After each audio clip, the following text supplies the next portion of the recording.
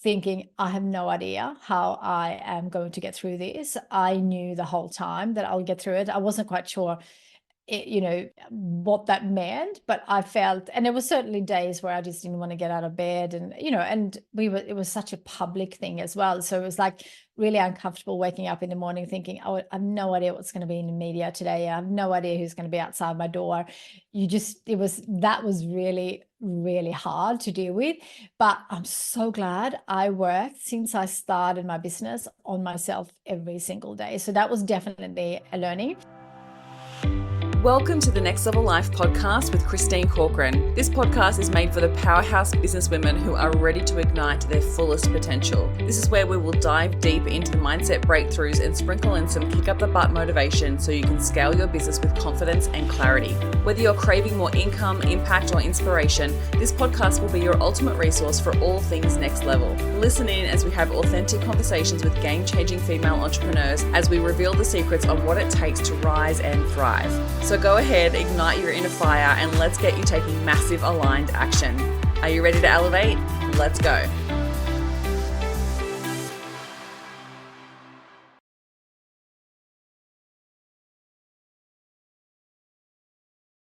I am incredibly blessed to bring you this special guest today.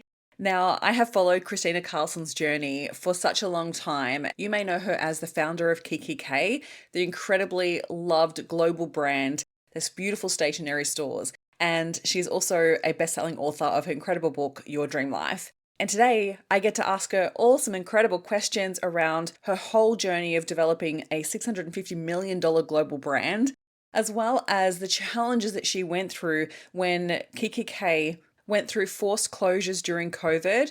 And then Kristina unfortunately lost Kikki K and parted ways in heartbreaking circumstances. She shares with us the journey of going through that failure, how she's rebuilt her life, and how she now focuses on her new business, Dream Life, inspiring and empowering people across the world. After growing up on a small farm in Sweden, Kristina, at age 22, moved to Australia, half a world away from her family and friends, with little money and no idea what she was to do with her life. She was prompted by her partner to write her dreams down on a piece of paper, and as part of those dreams was to start a business.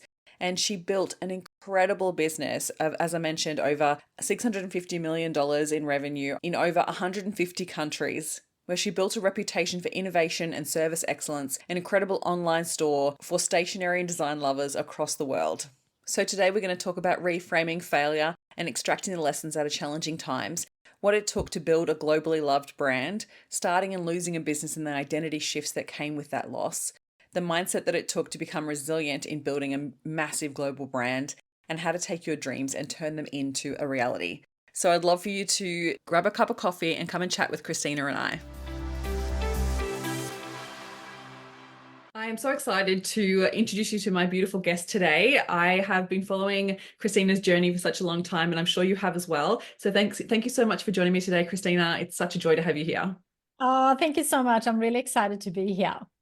I feel like I have been on like the sidelines of seeing all the ins and outs, have been a customer of Kikki K for many, many years, and I just love the thought and energy and love that you brought to that brand. And so I'd love to dive into talking a little bit about your experience and what's happened with Kikki K and everything like that. But before we even go there, I'd love to just start with, what does living a dream life mean to you? Living your dream life is really to live a life that is true to you. So everything that I do is what I've chosen to do and love to do. And to me, that means being flexible, because I've got two kids, teenagers, and I want to do as much as I can with them, travel the world and do all the adventures. I actually just surprised my daughter with Taylor Swift tickets last night, which she was so excited about. We're going to be in Europe, so we'll see her in London. But just really doing all the things that are important. So for me, in terms of, so obviously being, doing fun things with my family, but also for me, I love sharing. That's one of my highest values. So I am now out doing lots of keynotes and a lot of speaking, and combining that with my love of travel and also my love for health and wellness, and combining all that. So, for example, this week I will be I'm going to two different cities to talk, and then I will finish on the Gold Coast, and I will have a night on my own, and I will get up early, I will meditate, I will bring my journals, of course, and then I will be out for a walk and go for a nice coffee. Really simple things, but it's things that I absolutely love. So combining those things, I think, is for me my true dream life. I also do what I love work-wise. So I now run a coaching course, or coaching program, I should say.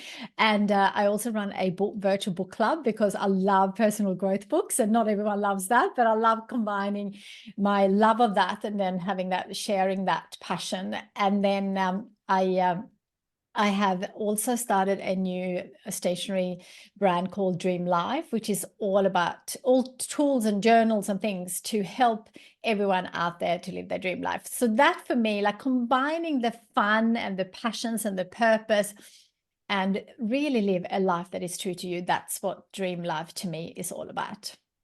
I love that. And I feel like it's one of those things that you can often get off track with. Like, I remember, like, a few years into my business, I was building the business, spending so much time working on the business. And I had this epiphany of, like, I am so similar to you, Kristina. Like, I love travel. It's always been one of my highest values. I've traveled a lot. And I went, like, because I said to myself, like, when I started my business, you're not going to be able to travel. All your money is going to have to go back into investing in the business. And I went a few years without traveling and realized how much it actually impacted me by not traveling. And then COVID happened. And then obviously then couldn't travel. So it's one of those things that I'm really getting back to, is like actually how do you call it? Integrating into the life that you have, making sure that you're really leaning into those passions and what's really important to you. So I love that.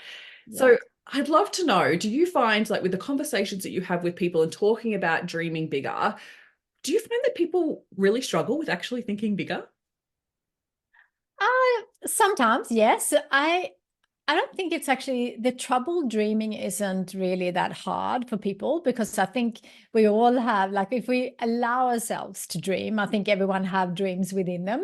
It's just really how to get them out on paper. That's really important, not just have them in your head or in your mind.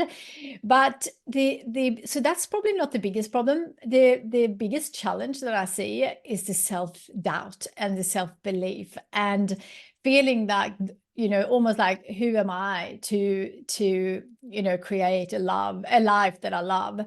And that's why I'm so passionate about helping people, because life is short. Even if we do get to live a long life, I think we should all do. And it does not mean a big global business, or something that I'll be doing or you be doing. It is whatever is true to each person, and that's different for everyone. And I've got lots of people in my coaching program, and I have not seen one person yet that have had a dream that I had no idea how to make that happen. And so when people come in, they're like, oh, they almost feel embarrassed saying it, because for them it's really, really big.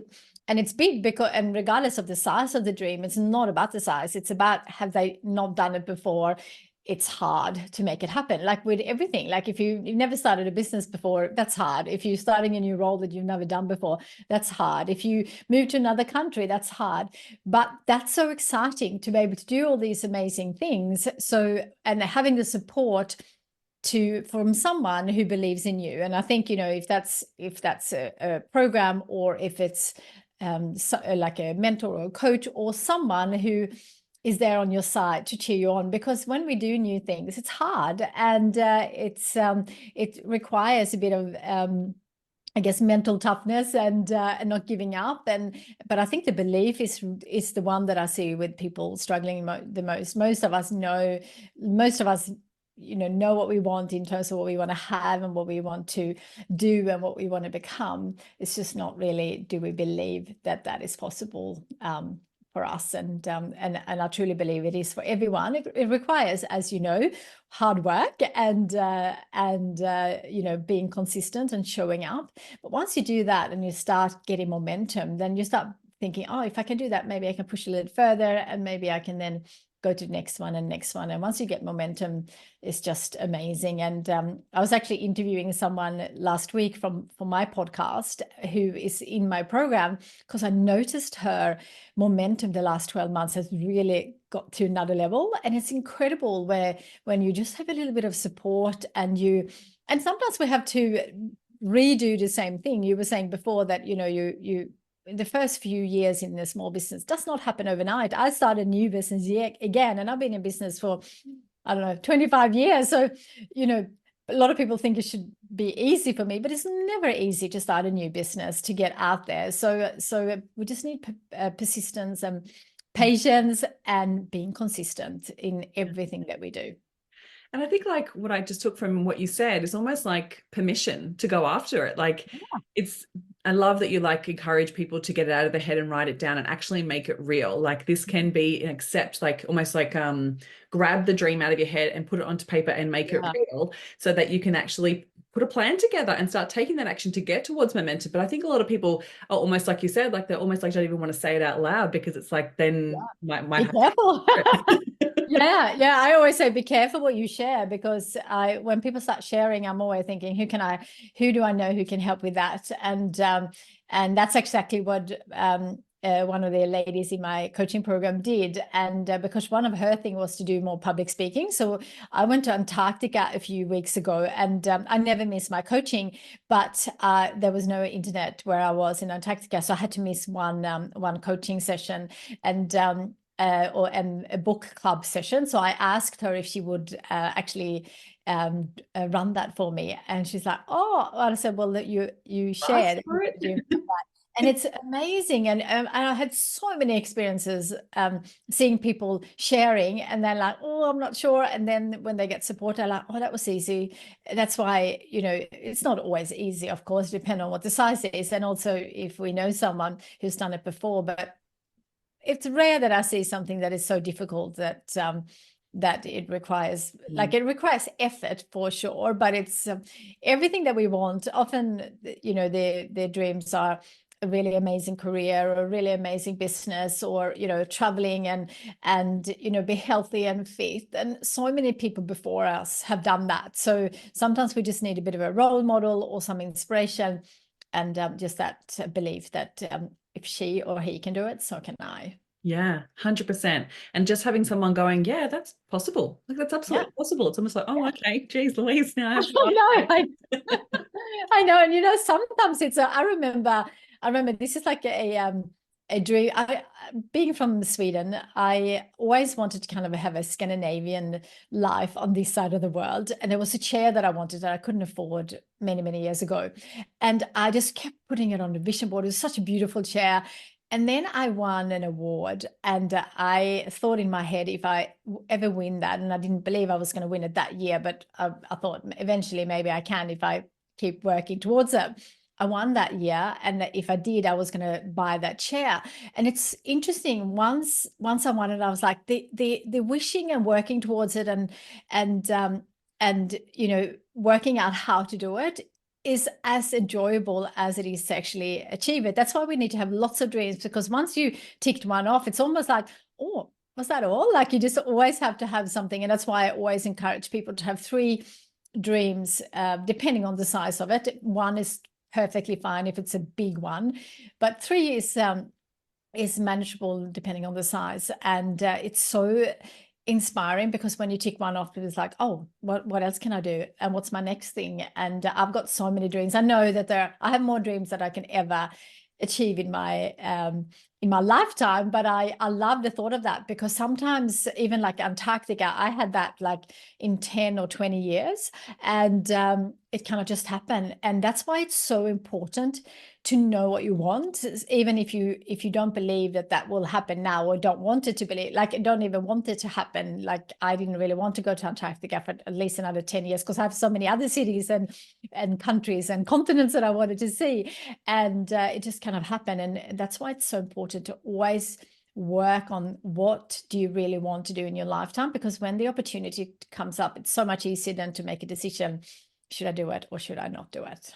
And I believe that there's so much power in declaring it, like saying it out loud, writing it down, because I think if it's just like almost like a pipe dream in your mind, like you almost like hold it back from being brought to you. And I just love that you wrote it down. I have that happen with my clients as well, where I'll get them to think like that 5-year plan for their business. And then we work together, and then like they've smashed out their goals much quicker because they've actually written them down and they've gone after it. And I think sometimes you don't realize the impact of that, and declaring it out loud, saying it to someone also gets their brain working of how they can further support you and help you. And Yeah. Absolutely. I feel like I'd love to explore this. So obviously having the representation of what's possible within the world with your life experience, right? Like you've moved countries, you've built amazing businesses, and you've achieved a lot within your lifetime and where you are now. And so you've had like representations, and I'm sure there's been so many conversations with different levels of successful people in your life. So it's almost like your brain has all these reference points of like all these things that are possible. And so then when you come into contact with people and living everyday lives, do you find that like just by you going, well, actually, I know someone who's done that, or by having this representation, it's made it easier for you to feel like it's possible to go after it compared to people who maybe don't have that in their circle of friends or in their circle of influence?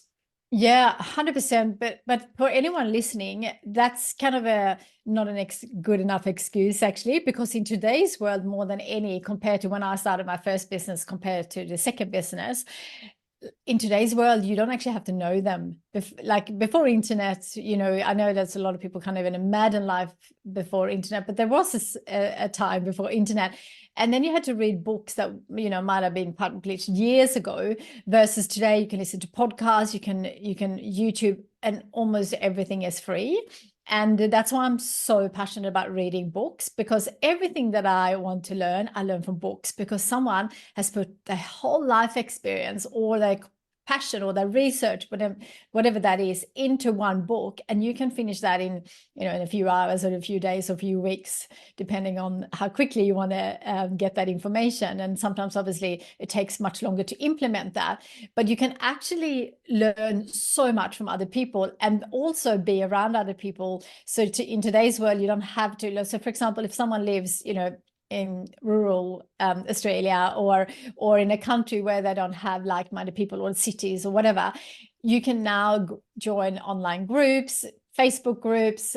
You can be part of so many different things. Even following people on Instagram that are inspiring from across the world can really help you. So 100% so important to be around like-minded people, but you can do that in a different way compared to actually being like a network or you know, physically being there. So in my coaching program, I've got people from all over the world, and it's amazing how we are all from different, you know, cultures, and you know, there's different ages as well, and different experiences. Some people have their own business and some people don't, and it doesn't matter, because they all have one thing in common: they all want to create their dream life. And it's incredibly inspiring for other people to say, well, she was, you know, when she joined, she had doubts on this, but now look at her. And because they share often, you know, I'm struggling with this, or I'm doing this, they all inspire each other. So whoever is listening, and whatever you're interested in, try to find like-minded people, because that makes a massive difference. And especially if you have negative people around you. And those negative people are often the people you love the most, like the parents, or you know, maybe even partner or friends. And you know, they are just putting that on you because that's what they believe in, and that's their self-doubt. So that's why it's so important. That's why I'm like, as soon as someone comes in, I'm like, it's absolutely possible. Let's make a plan. Let's make it happen. And so yeah, super important. And I certainly have that. But you have to remember that I also started, I'm just a little bit ahead and a little bit older than most of your listeners probably. So I was one of those people who had no idea. I never started a business before I started Kikki K. I didn't know any people in Australia. I didn't know anything about like anything with business, no network, no money. So people often look at what I have achieved and thinking she must have had a special source, but I didn't. And that's kind of hard sometimes, because you only, you know, I've certainly seen some of our failures recently, but before that, you probably only saw success because that's the only thing that was published. But we all fail and we all make mistakes, and that is when we make the growth, and that's where we make all our amazing realizations on where we want to be and not want to be, or grow and evolve to the next best version. So yeah, it's easy to look at people, you know, you look at Oprah or you look at Ariana Huffington, all these amazing global women, but they also just started somewhere. Some more fortunate than others, but if you look at Oprah, certainly not. So it's important to remember that. And I think there's a good little side thing here just to touch on quickly. Do not worry about what other people can or can't do. Worry about what you can or can't do. If you put all that energy into you, then it doesn't matter what other people do. And I truly believe in today's world, you can create whatever you want, even if it's done a million times before, because you are unique compared to anyone. There's no one like you out there. So you can put your spin on it and create whatever is important and valuable for you. So if you look at everyone else, then you waste so much time. Focus on you and focusing on making it happen and stay consistent.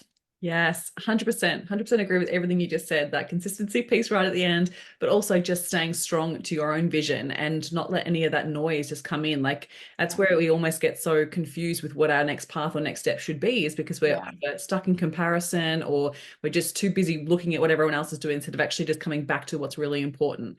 So I love that you shared that. So let's explore this more with regards to Kikki K. So I'd love to know, like looking back, what would you have attributed your success of Kikki K to? Number one, dreaming, without doubt, because there's no way I would have started Kikki K if I didn't dream. So and that's why I'm so passionate about helping people live their dream life, whatever that is. Doesn't mean a business, but for me, that I came to Australia as a 22-year-old, and I was here. I met my partner Paul in a ski resort in Austria. That's why I came to Australia. And I was really lost, and I was whinging and complaining a lot. And I was asking to anyone who will listen, what am I going to do with my life? And one morning at 3 a.m., I woke up my partner Paul for, I think, for the 5th time. And he was like over it. And he's like, why don't we write down what is important to you? And this is my first dreams on paper. And one of them was that I wanted to have my own business. And if I didn't dream, because I didn't know what that was, and you can only imagine like moving to the other side of the world in a second language and no contacts, no money, no knowledge. Like it's really hard to set goals based on that. So dreaming is really important, because it doesn't really matter what if you can or can't do it, because dreaming is the first step. So I wanted to have my own business. And then out of that, Kikki K was born. A bit of a long story, but the other part of us really making it in terms of a globally loved brand, but also a global business. We were in 6 countries, in over 120 stores, and obviously online everywhere. And it was to really set a clear vision. And I think that's more important today than it was back then, because it's so easy to get sidetracked. It's so easy to get involved with so many different things. And we were certainly guilty of that. But we had a very clear vision. So when we needed money to grow, when we needed new suppliers that didn't really want to take us on because we were too small, we always looked at the vision. And it also helped us overcome those challenges. So we had some major challenges, obviously, at the end of my journey with Kikki K. But before that, we had plenty. And I think all businesses do in different ways and depending on the size. But the bigger you get, the bigger they feel. And we had plenty and plenty of those. And having a clear vision kept me thinking that, we'll get through that. The other thing is to don't say no, say how, or don't take no for an answer. So I don't know what the failure rate for a small business is within the first 5 years, but it's high. Really high. And obviously you need to have a good business, but we did, but it was still so close so many times to not making it. And I think obviously we had a great product and we worked on our brand. That's a given. But it still didn't mean that we would have made it. And the reason why we made it, in my view, is that we just never gave up. So we never took no for an answer. We got so many no's and we just kept, thinking, how can we do it differently?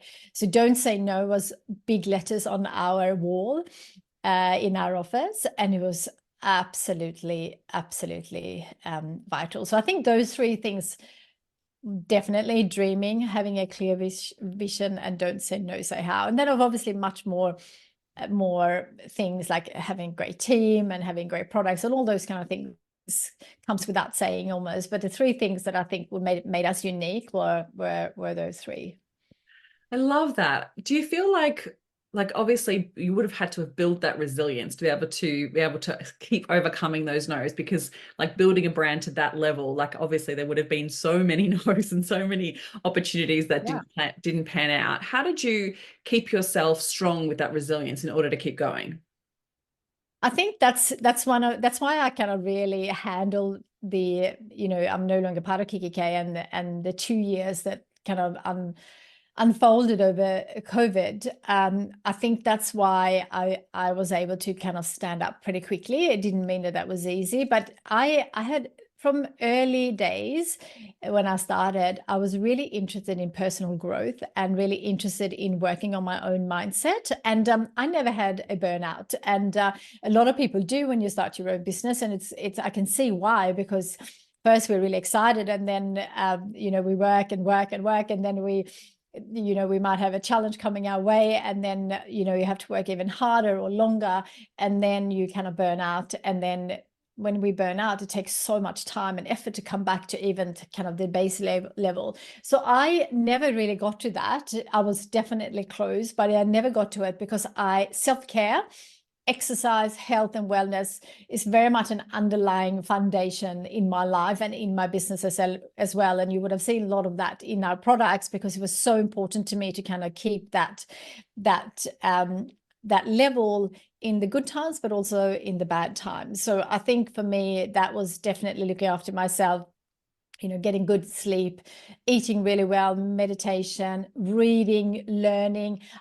I really still feel like I am a beginner in everything. I go in with that attitude. I never feel like I'm better than anyone else. I'm always open for new ideas, and younger people, older people, it does not matter. And I think that's even more true now, because like my son Axel, he has like a brand called AXA Golf. He sells golf shirts. He's only 16, and he started it a couple of years ago.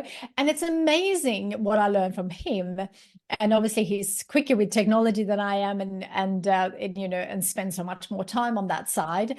But so you can learn from anyone. And I think the resilience that I got by having that attitude and really looking after myself, and that was something that we were really like talked a lot about within the business as well, to try to, obviously we had people not following that, but also got burnt out. But there's different things, and I think the burnout, it's often how we cope with stress within our heads versus sometimes how much we have to do. Because if we look after ourselves with walking and meditation, and speaking out loud when it gets too much, and taking some time off when needed, I think that really, really helped me. And I can go into specific things if you want to, but that's kind of the foundation of me kind of coping with all the ups and downs, and also being really grateful for everything that I was able to do, and the people that I got to meet, and the life that I got to live and still am. And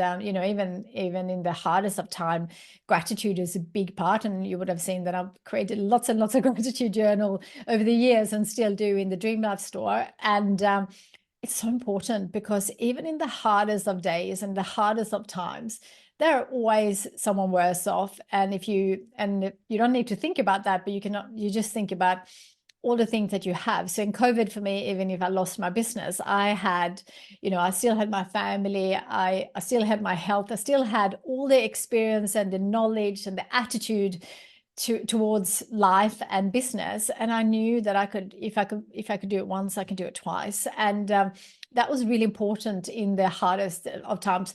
Does not mean though that it wasn't hard, and it doesn't mean that I wasn't sad and angry and frustration and all those things. And in the end, when you lose a business, or if you lose someone you love, or break up of a relationship, it's at the end, it comes down to grief, and we all deal with that differently, and how long that takes is different for each person and different for each situation, of course. But I there comes a stage where you just feel like enough is enough, because otherwise I waste my life thinking about this. And that length is different for everyone, but I think I was able to get up pretty quickly, and I made a decision actually when we lost the business the second time around, that I'm not going to go down with the business, because it would have been I think in some ways an easier option to actually go depressed and disappear for a couple of years. But I was like, nah, I'm not going to waste my time. I'm going to start again. And I know what I want to do. And I already had written my book, and I had my podcast, and I already had my program on the side anyway. And I thought, I'm just going to build that, because that's really what I'm more passionate about my new business, Dream Life, than I am about my previous business. And I love my previous business. And that's the beauty. And I'm sharing that because if anyone listening are going through a bit of a challenging time,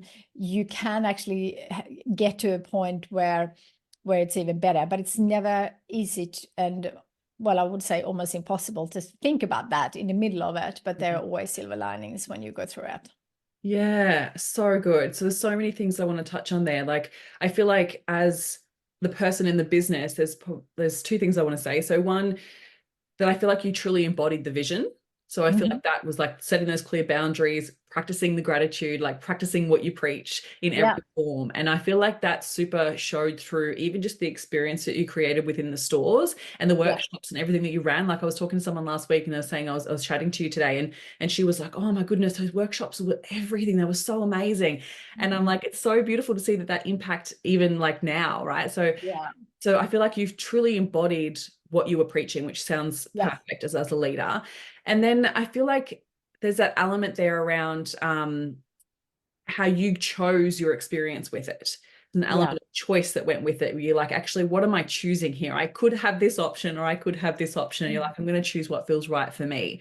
So, and I'm sure I absolutely agree with you. Like, it's not hard. It's choosing your hard, but you're also getting to choose throughout that. So it sounds like you also built a separate identity compared to Kikki K. So like, you had your own individual, like you had your book, your podcast, and you had those other things happening for you. Would you say that through your journey of Kikki K, like, did you see the business as a separate thing, or did you see it as it was you? Like, how did you view yourself within the business or separate to the business? Yeah, it was sometimes a bit of a challenge, actually, because as I was evolving myself as a person, and we all do that in different ways, but because the brand was so much me, there was a bit of a resistance from team sometimes, and the way that I saw things. And but I felt like it was so important. So we kind of changed our purpose to really embody that in the middle of our journey. So there was like really 4 words that we worked around, which was dreaming, because that's really how the whole business started. And then my passion for dreaming is really big, but you need to take action. So that was doing. So we had dream and do.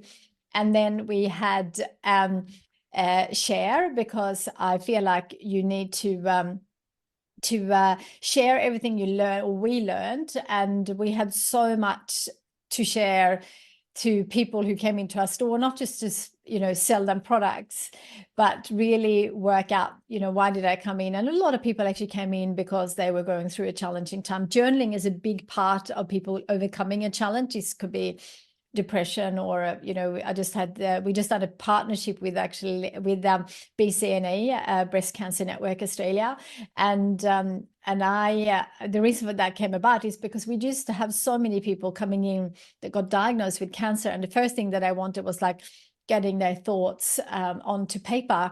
And so when people came in, it wasn't just about selling them a journal. Was really about talking to them and understanding where they were coming from. So I felt like we were so much more than a stationery brand. And in terms of my identity, it was, and the last word was enjoy, because I'd also believe that we should enjoy life every day. We should, obviously work hard and do all the things, but also enjoy life. And I wanted that in our business as well. Like, that's what I want to do, fun things, and I wanted everyone to enjoy their life while they were on this journey. And sometimes we're not successful in that, obviously, for everyone, but that was always our aim, for people to really feel a positive, have the time that they spent with us as a positive time, and hopefully learn as much as they could while they were with us. And I feel like the identity sometimes especially perhaps at the end, because I wrote my book because I felt like there was so many people who were struggling living their dream life, and I wanted to share that in my book. So I wrote my book, and then we created lots of products around that. So sometimes it was difficult, and the podcast was the same, because I just felt like I got to speak to so many amazing people all the time, and I know I was really privileged to be around people like that. And but I did that because I felt so inspired. And then sometimes I was like, gosh, I wish I could share this with more people. And that's how the podcast came about. And I was really nervous about starting a podcast, because I'm used to this, like you interviewing me versus me interviewing other people. And that was a real challenge for me. It took me about 50 episodes to feel comfortable. And now it's one of my favorite things. And now my main guest is basically an author, because I have a book club now. And every time I read something, I'm like, oh, I want to dig deeper. So that's become really much part of the identity. But saying that, when I lost my business, I kind of lost a little bit of my identity, because even like Kikki K is my nickname. So it was a really hard one that I can't use that anymore. Like, they sent me legal letters that I couldn't use, and it's my nickname. So it's kind of a feeling, it's a difficult one, because I was like, and in the Swedish design, it's like, that's very much me, because that's who I am. So yeah, definitely a bit of a identity challenges, but nothing that I couldn't overcome. Beautiful. And I'd love to hear your thoughts on failure. Like, obviously, I'm a big believer of actually not even using the word, because I don't think that anything is really a failure. I think that we're always learning, and that there's always evolution. But I just love to hear your thoughts on, like, do you use the word failure? Is it something? How do you normally talk about it? Well, I do, because I think that that's often what people want to talk about when they talk to me, which I'm really happy about, because I don't think enough people actually share their failures. So I'm really happy to share that.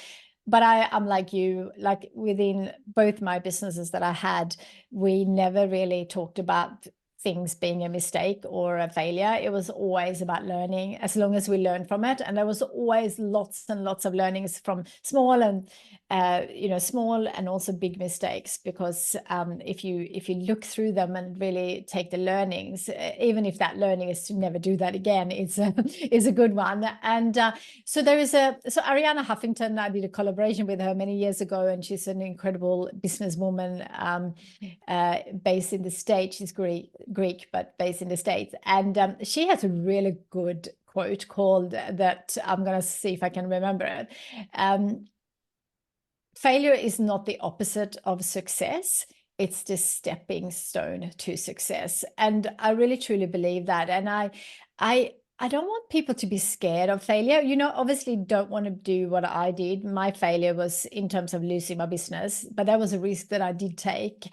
And I was happy to take that calculated risk at the time, because no one, as an entrepreneur, I knew that I could handle anything. I've handled so many different things over the years, but COVID was a different beast, and something that none of us could ever have imagined. Well, I certainly couldn't, and it really made things so much harder.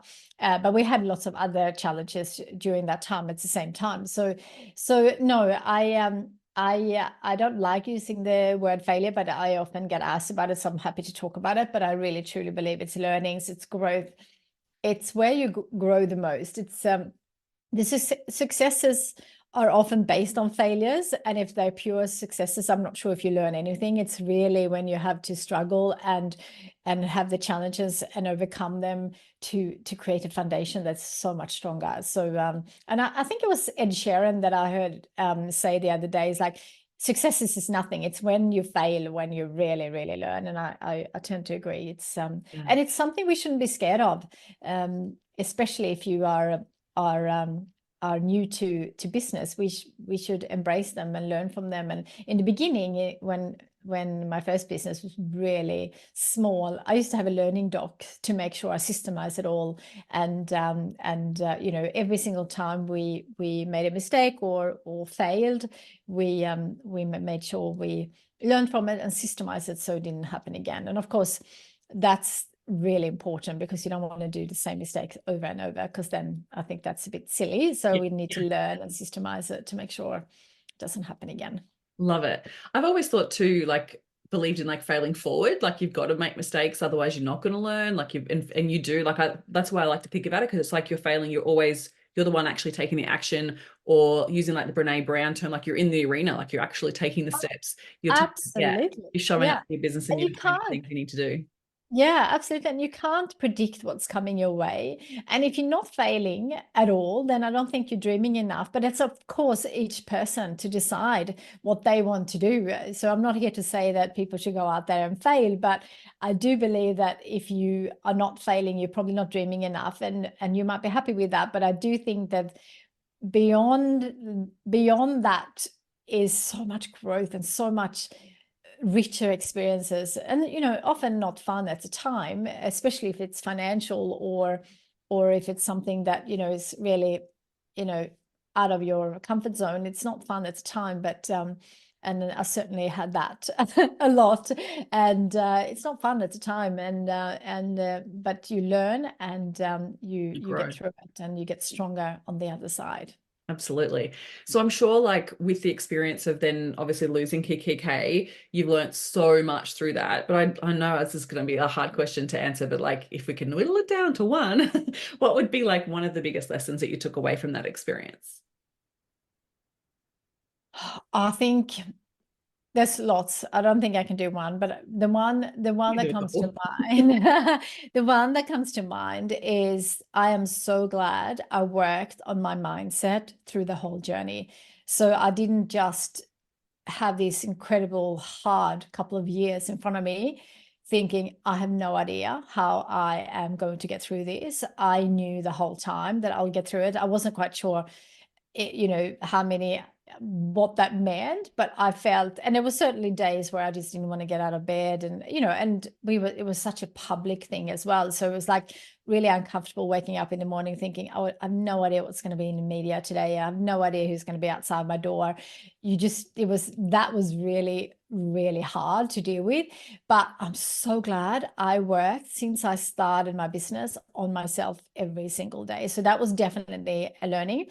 Another learning for me, but it's a hard one, because we had so many investors over the years, that we bought back, and we had a very successful business, a global business, that we're in 6 countries, which is not an easy thing to do, not just to do the actual business, but then having a brand that wherever I went, people absolutely loved it. That's not an easy thing to do. But if I had my time again, I wouldn't have signed my rights to. So in the end, when we were going really global, like we were already global, but we were going to to the UK, and we were going to go to the US, we got a big investor involved. And by doing that, I signed the rights away. And even though I had some rights, I didn't have the final say. And I was happy with that at the time, because I was at the stage then that when I just wanted to focus on what I was good at. I didn't really want to run the business. I didn't want to be the CEO. I wanted to just focus on what I was good at, which was creating products and the PR and things like that. So, but if I had my time again, I wouldn't have done that. But I did not know, because as an entrepreneur, I just felt like any challenge that will come my way, I've got through it every single time, and we had plenty over the years. COVID was a different thing, and it was a bit of a complex kind of time, because we were dealing with so many different things. We had Brexit in the UK, that didn't help us. We had all the issues in Hong Kong, that didn't help us. We had the bushfires in Australia, which certainly didn't help us. And also retail is tough. And, we had technology and paper, like that's also, even though we were kind of growing in so many categories, it was also a declining category, but because a lot of people disappeared, not using it. So we were growing, but it was still a challenge to kind of work all those things out. But I was not worried about any of those. When COVID happened, we were just about to sell. So our private equity decided to sell to a Chinese owner, and I was going to remain a shareholder. Both me and Paul was going to remain shareholders, and I was really happy with that, because that would have given us like they basically just wanted to open thousands of stores in China, and we were going to continue with the rest of the world. Would have given us a really stable foundation, and they were really amazing manufacturer that I really want to manufacture through. So it was kind of it was a good deal, and that deal was done 2 years before COVID, but it took 2 years to do all the paperwork. And as an entrepreneur, it was so frustrating, because I was like, let's get on with this. And then when COVID happened, they actually pulled out, and that's how we went into administration. So it was really unfortunate. We could have, if we would have done that deal earlier, we would have been absolutely fine. But you know what? Saying all that, it was horrible and it was awful. And I miss the Kikki K family, and I miss my nickname. But I love my new business even more, and so that's a good thing. So I had to take that, and but it certainly took a couple of years to get to that kind of to that frame of mind. I love that you can really see the silver lining of it too. Like, I think that like everything that you've just shared today on today's podcast is that awareness around like looking back and finding the glimmers and finding the gold, and allowing yourself to be like, no, you know what, like, yes, there were some really bloody hard times, but I took this away and I grew through this, and this made me resilient, and this allowed me to achieve this, and this allowed me to find this passion. Like, there's so much. I just want to really acknowledge that within you, because it's a strength to have a mindset like that, where you can really pull the positives from each experience. And I'm not also diminishing, like, by the sounds of it, you also took the time to process your emotions through the experience of it. And I'm not diminishing that. And it's just that shift of mindset to be like, you know what, like, I can choose to look at it from this perspective of doom and gloom, or I can choose to look at it and go, you know what, you created an incredible global brand that still impacts people today. And you've also now moved on to this beautiful new business, and you're now continuing to impact even more people, which is also amazing. Can we talk more about that? Can you tell me a little bit more now? Where do you want to take this new business, and how can people work with you? Yeah, thank you. So I decided to really focusing on speaking for the next 12 months, because there are not a lot of female entrepreneurs that failed as well as I have, and also happy to share it. And I feel like it took me a while to kind of work out, because it's not just me hurting. You know, we had shareholders, we had team, and people lost money. So I was super aware of that for a long time, working out what my stand was going to be. But I feel like regardless of that, because when people invest, that's a risk we all take, me included, because I lost everything. So that's just things that we have to do. But I'm also super mindful of that. So it's not something that I just decided overnight. But I'm out there sharing the story, because I think I got so many lessons building a global business, but also losing a business, and the resilience that comes with that. And for any entrepreneurs or business owner, I think that's been really helpful for people hearing it. Also, one, that you can survive anything, I think, because I share like a video on the day where it was just awful.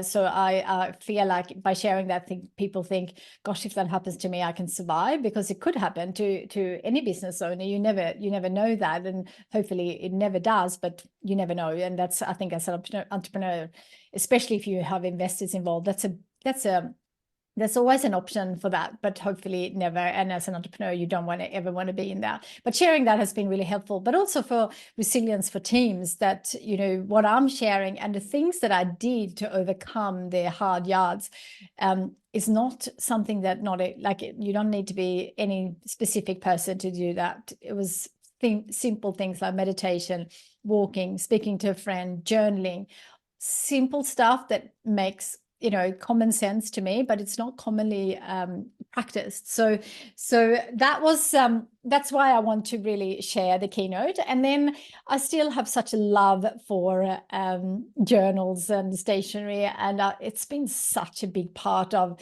who I am, and what really got me through the good times and the hard times, and that's journaling. And so we now have a business called the Dream Life Store, where people can personalize their journals, and we print on demand. So it's a new technology, which is amazing. Having sat with millions of dollars of inventory, it's such a beautiful way of doing things. And we used to discuss what pink we should have on our diaries for like 6 months, and now we can have like 1 million pinks if we wanted to.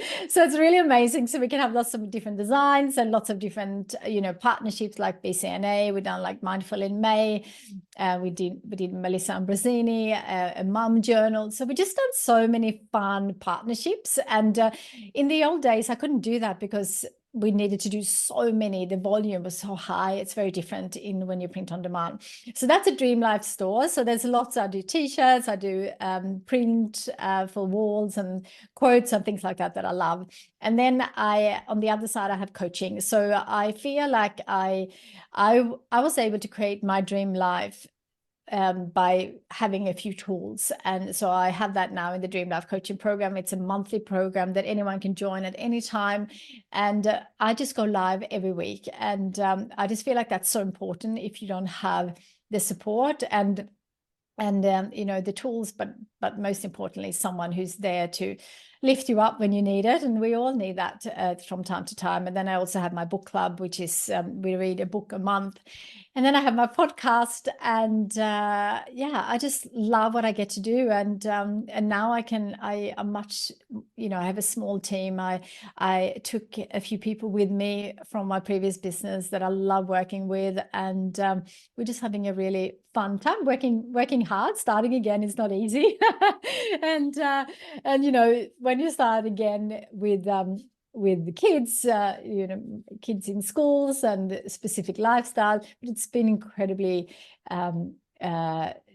such an experience for them as well. And I wasn't quite sure how they will take it because I knew the whole time I'll survive. But for them, it was also a bit of a shock. And they grew up with this, but they're both entrepreneurs, and I always involve them in the business, and have been able to somehow build a business and raise functional kids that now have their own businesses. And that's an amazing feeling, because that's I remember Joe from Mecca, who started Mecca. We used to go for walks all the time during COVID, and she always said, gosh, just remember in these hard times that you have two amazing functional kids, because that's not always the case for when you build a massive business, that you sometimes family is on the side. But I felt like I incorporated that in a really nice way that everyone kind of enjoyed, and obviously we had a good time,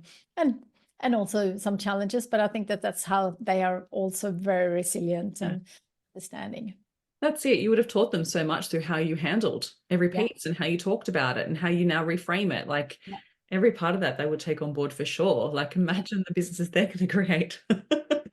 I know, it's amazing, and it's so fun to see what they're doing and their attitude, and it's just so inspiring, and I absolutely like. It's so fun. I'm always working business with them, but I feel like where they're at now, like I'm learning so much from them, which is really, really fun. It's awesome. And I'm so glad to hear you're going to be sharing more of your story and being on stages and sharing that keynote, because I was literally talking to a friend the other day and I was like, there's not enough female voices being heard in the entrepreneurial space. Like every time we go to events, it's like literally the men's club, like just such a men's club. I would love to see you share more of your story, and we could talk for the next few hours all about the experience, but we don't have all the time. Today, so. And you know what, I set myself, I decided to do everything that I do. I dream really big, and it's not necessarily to achieve it in terms of I'm kind to myself if I don't achieve it. So I decided for this new financial year coming up that I'm going to do 2 a week, which is 104.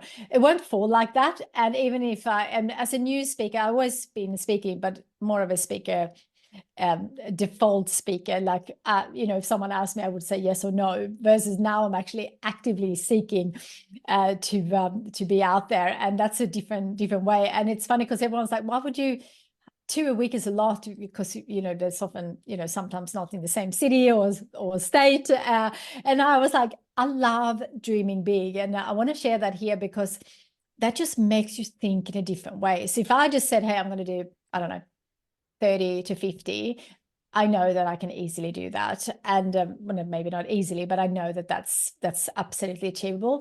104, not sure. That's a lot. I don't know a lot of people doing that many, and And that's a real challenge. And I wanted to share that because when you dream big, regardless of what it is, just makes you think in a different way. And sometimes my friends is like, why can't you just do something that is kind of realistic or possible? I said, because then it just becomes really boring. Now I have to really go outside of my comfort zone, which is a challenge. And also I need to be really good, because I can do maybe the first 20. If I'm not good enough, no one's going to rebook me. So it's really good to dream big, thinking if I want to be a world-class speaker and I want to do 104 a year, that requires me to become really good, requires me to really think outside the square, maybe thinking globally, thinking who is really good, who can I learn from, all the things that we all need to do depending on the dream. And I love that, because it just keeps me excited and keeps me thinking what's next. And yeah, I just want to share that because there might be something there for everyone listening to, if they're starting a business or doing something, to really, make it big so you actually think outside the square.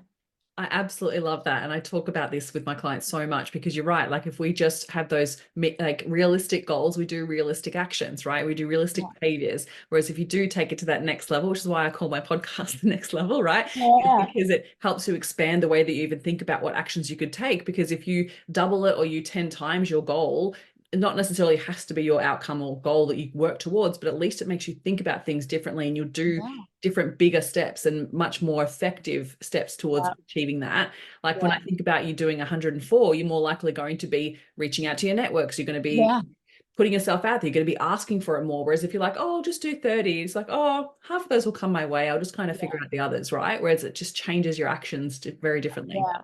Absolutely. And I'm also, so I set for this year also 10xing my business. Again, it's not necessary for me to do that, but I really want to do it because I just want to be out there again, and I just want to contribute to the world. And then the other one is 10xing my health. And so I'm studying longevity because I want to live to 120. And that one is, I'm on it. I'll probably want 10xing it this year, but that's my mentality. So I'm learning about longevity and health and well-being, and something I'm really passionate about, not something I am going to certify as a coach, as a longevity coach, but I'm actually not going to work in it. It's more to kind of be there, because when you dream big, you want to have your health and well-being sorted, and ideally you want to live healthy for a long time so you can do more things. And I see so many people coming in and they struggle with their energy and health, and I feel like if I have that foundation, then I can support people. It's not what I'm going to coach in, but it helps to support people in that as well. And also, I'm going to implement it all in on my own. I'll see how I go. I love that. I love that. That's so awesome. And I feel like we're so aligned with that in the way that I think about my business too. Like, it's like, well, let's just see if that's possible. Like it's let's 10x it just to see what could I be capable And of. a really good question for everyone who's listening is asking, why not me? Because I feel like every time I meet someone, I never think, why them? Like I always think, why not them? Like everyone who will create an amazing business or get super healthy or super fit or raise incredible families, it's not because they're much more talented or much smarter. It's because they do it. And so it's all possible. That's why I'm so passionate about helping people live their dream life, because it's so possible for everyone. Yes, you have to work. That's just how it is, but you have to work anyway. Most of us have to work. You might as well do something you're passionate about.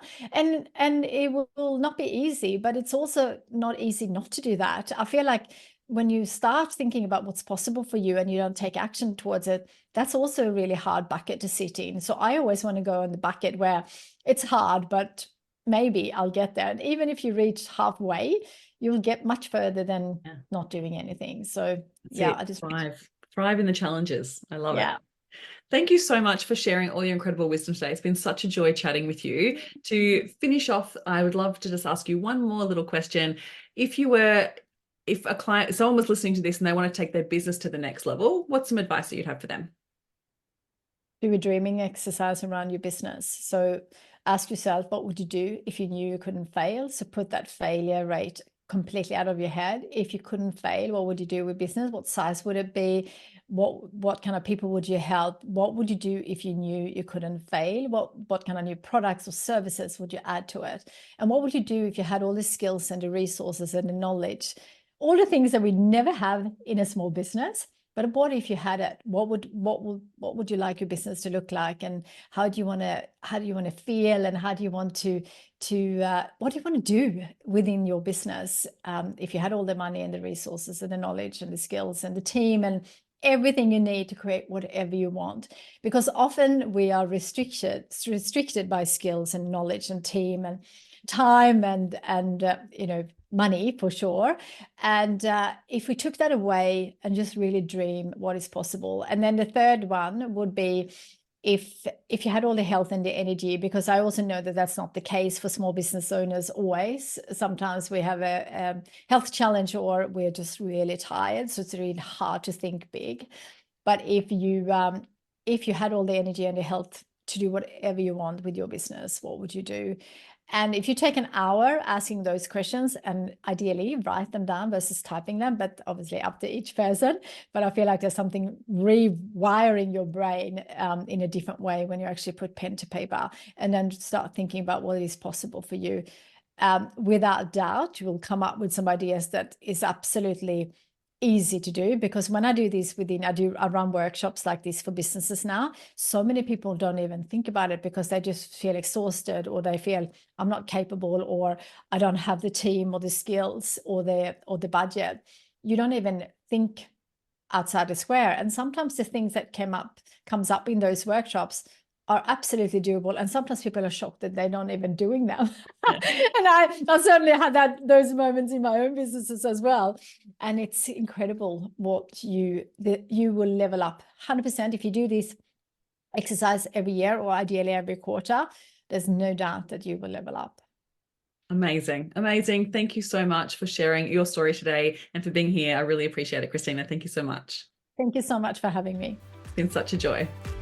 Thank you for listening, and if you found any value out of this episode, make sure you hit the follow button so you get access to the episodes as soon as they are live, and make sure you come hang out with me on Instagram. You can find me at KristineCorcoran_coach. Have an incredible week.